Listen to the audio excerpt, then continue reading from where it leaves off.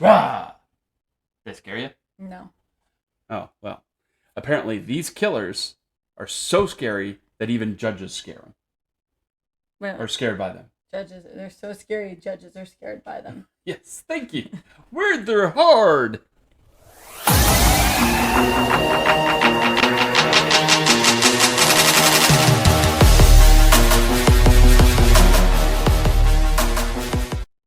I can speak real good.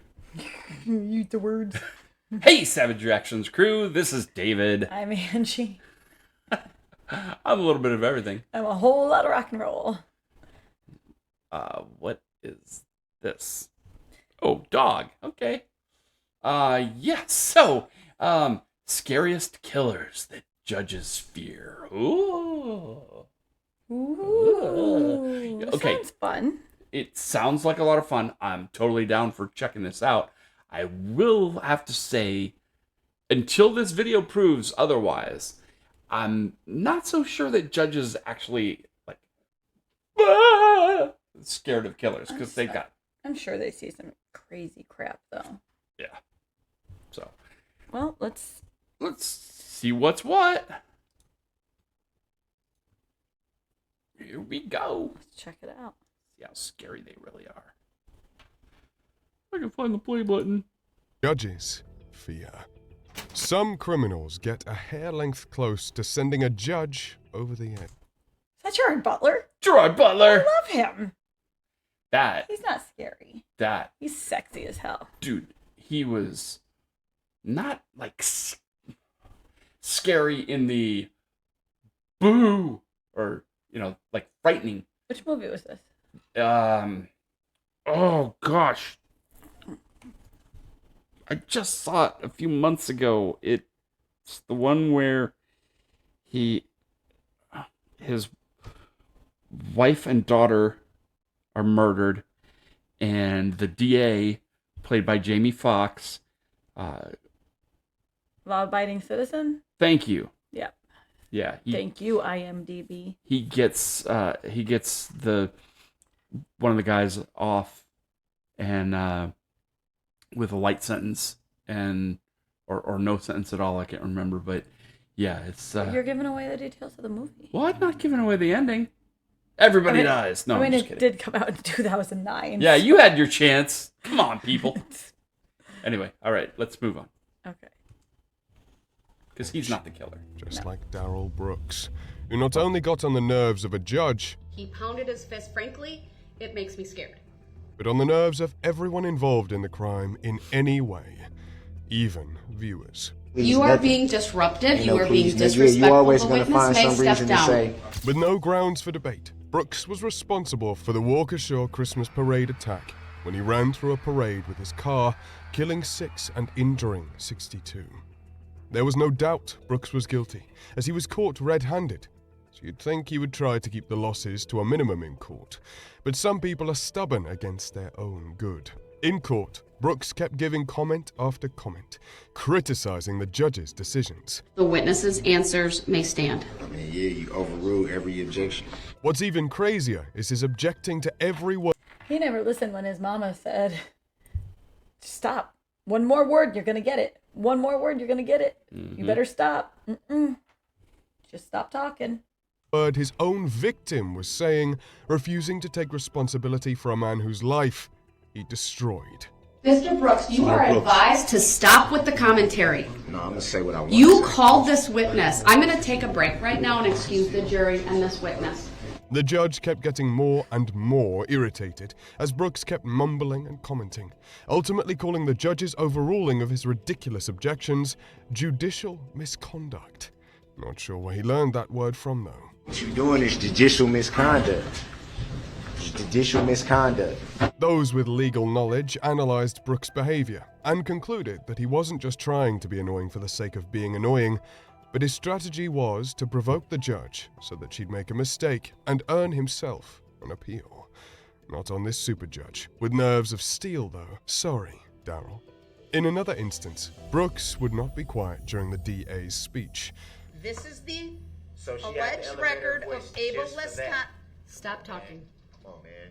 After interrupting the DA more times than the kid in maths class trying to score one on the teacher, the judge threatens to kick him out. One more interruption and you're going to be removed to the next courtroom. That's what you want to do anyway. His response? Stare horrifically at her, as if that's going to change things other than taking a break. His laser eyes didn't seem to work, though, as Brooks still received 6 life sentences.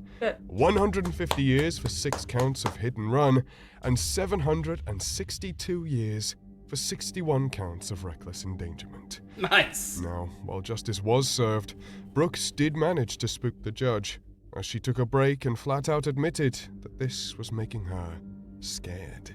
All right, I need to take a break. This man right now is having a stare down with me. It's very disrespectful. He pounded his fist. Frankly, it makes me scared. Speaking of judges with nerves of steel, some have to confront downright monsters.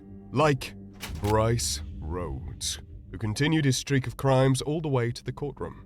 So you're saying you're gonna find out where I'm out? None of that. You got something, I'll be up.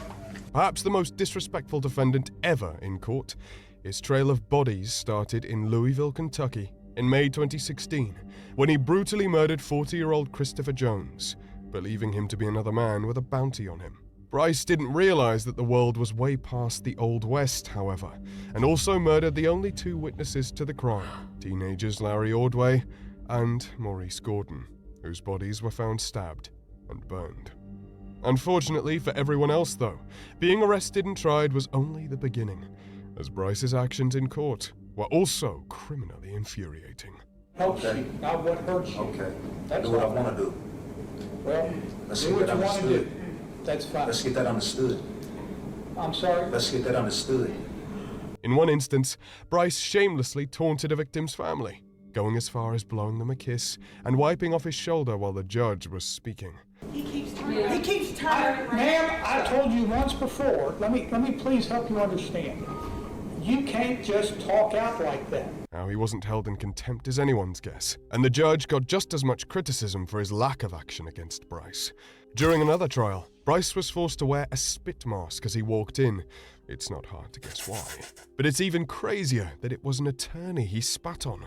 Even during that trial, Bryce cursed up a storm, constantly interrupting the judge, who also didn't hold him in contempt. Have been. Oh my God. Are you done? No, I'm done. Feeling like he had free rein to do or say Why is nobody holding him in contempt? The first judge would have, from the last case. Definitely. whatever he wanted, it got to the point of actual threat, when Bryce told the judge he would find out where she lived and show up there. I don't do. So you're saying you're gonna find out where I'm out? None of that. You got something, I'll be up. Okay. With every single person involved in the case probably wanting to get rid of Bryce forever, the case is still open till December 2023. But the death penalty is rightfully on the table. Seriously, if he doesn't get it for what he did in 2016, anyone would gladly give it to him for what he did in court. While some criminals like Bryce Rhodes are completely uncooperative, some are strangely easy in their cases. Like Jeremy and Christine Moody, who are a complete head-scratcher, given the fact that they are neo-Nazis who killed a sex offender, but were strangely obedient and friendly in court. Okay. They killed a sex offender? So, I mean, Nazi don't beat me stuff, to the punch. Nazi stuff Nazi aside, stuff- because we do not condone that. Nazi stuff, bad. Bad. Racism, hate it. Nazis, hate them. Bad. Pedophiles, hate them. Not sad about that. Yeah. Yeah. In fact, I hope they give us details as to what they did to him. Yeah. Hit the button. Okay, let's find out. South Carolina, the Moody's enacted vigilante justice when they tracked down known sex offender Marvin Charles Parker and brutally murdered him in his home in July 2013. Brutal. However, it wasn't just Parker they murdered, but also his 51-year-old wife Gretchen, who is officially innocent of any crimes. The Moody's were... She didn't know anything about what was going on. Yeah, on the one No hand, like, inkling. I don't condone necessarily doing that to an innocent person, but yeah, she knew. She Yeah. knew what he was doing. She didn't Which do anything to stop him. makes her an active participant because she's not stopping him from hurting other people. Yeah. So she's just as bad in my mind. Yep. Part of a white supremacist group known as Crew 41, and their tattoos made it much easier for them to get arrested and tried. And this is where this story takes a wild turn. While you'd expect white supremacist neo-Nazis to be just as bad as anyone else on this list, they immediately apologized, talked about God's forgiveness, and pleaded guilty. I believe that God has forgiven me of it. I want the court to know that I've lost everything that matters to me, my children, my wife, and my family. I am weary of my crying, my throat is dry. If you think all of this sounds twistedly wholesome, they took it a step further by kissing each other when they both received life sentences for their murders.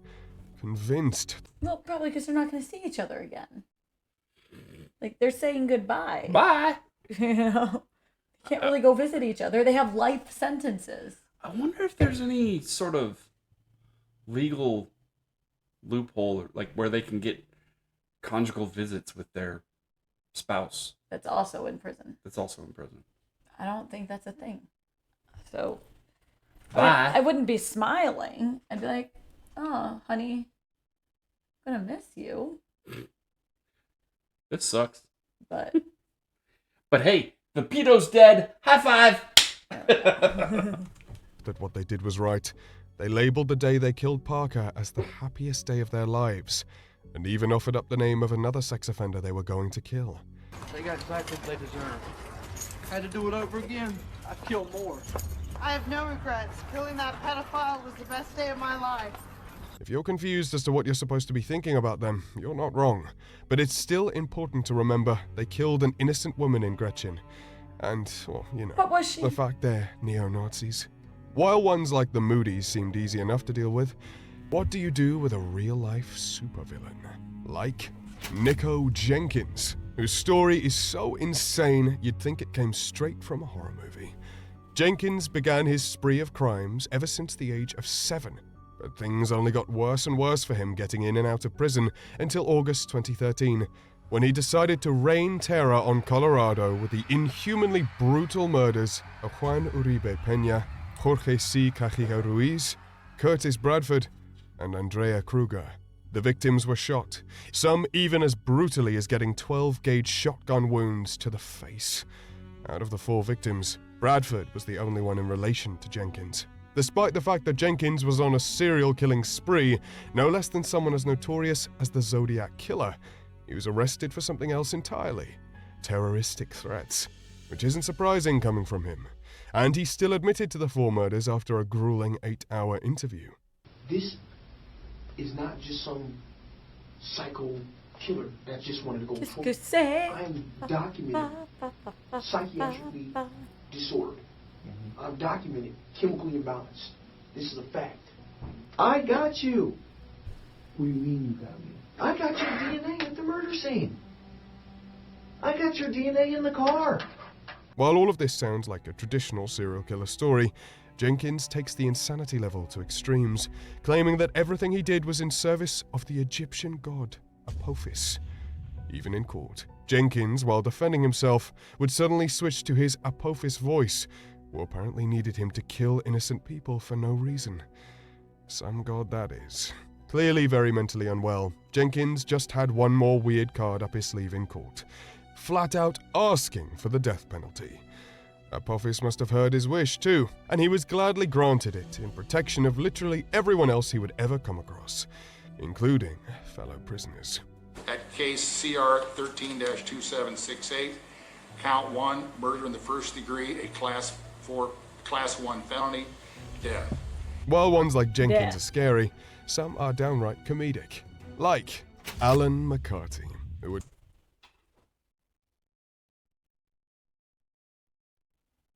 That last guy was, I'm still processing that for a second before moving on to the next guy. So at the very end, he just asked for the death penalty. He's like, I'm going to show you I'm crazy. Just give me the death penalty. That didn't, I'll show you. I feel like that didn't work out the way he planned it to. No. would crush a dumb things to do in court competition. You f***ing You saw me swear I'm not under oath. This tantrum-throwing defendant shot himself in the foot and landed in court for literally calling a courtroom to threaten to kill a judge outside. It's hard to understand a criminal's mentality, but even a criminal would think this is extremely dumb. Yeah, I want to report a crime that's about to happen. I got a gun pointed at your building. Why would he threaten a judge, you might ask? Because she ruled against him in a custody case. No wonder he didn't get the kids. If you think the phone call was bad, the trials were even worse, to the point where it felt like something out of a comedy movie. McCarty was sitting there flipping through pages of a book he definitely didn't read, when all of a sudden he blows up yelling at the judge and cussing them out. What a bunch of guys, you stupid piece of. Obviously, he got escorted outside the courtroom, yet he continued his tantrum from outside to the point where the judge was holding back laughter as McCarty kept yelling in another room. I hope you fall on that baby's head, you stupid. Nonetheless, and additionally, because I know you can hear me in the back room.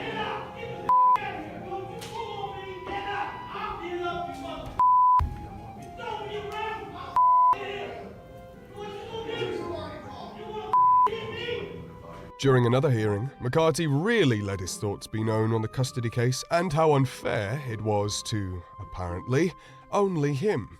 You won't allow my paperwork, y'all took all my court paperwork, and when they all come in here, I'm gonna say the same thing. So let's bring them in. Quit wasting my time and bring them in so I can tell them the same thing. After yelling, cursing, racially slurring, he was escorted out again.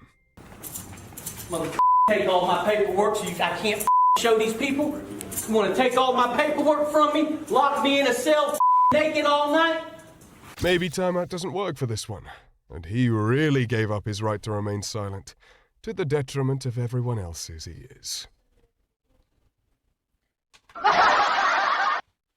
Well. Oh my goodness. Yeah. You want to take that middle part down? We can see there. What part? The video. There we go. So, I mean, what was the title of that? Scariest killer judges fear. Yeah. There's like one dude that was like the starey guy at the beginning. Yeah. But I wasn't. No, there were a lot of loudmouths, and that one couple, the Nazi couple, wasn't scary. Again, we do not condone Nazism. No. Nazis, bad. Yeah. Pedophiles dead, good. Yeah. Yeah. So, for that. Thanks for that, guys. Sorry about your life sentences. At least your crazy Nazi-ness will be put away in prison. Dude. Yeah. So. Thanks for getting that pedophile off the street. Yeah. Appreciate that. All right. Well, that was interesting. I mean, I got nothing else for that, but hey, before you go, make sure that you subscribe, like, share, ring the little bell, and comment down below. Helps the algorithm.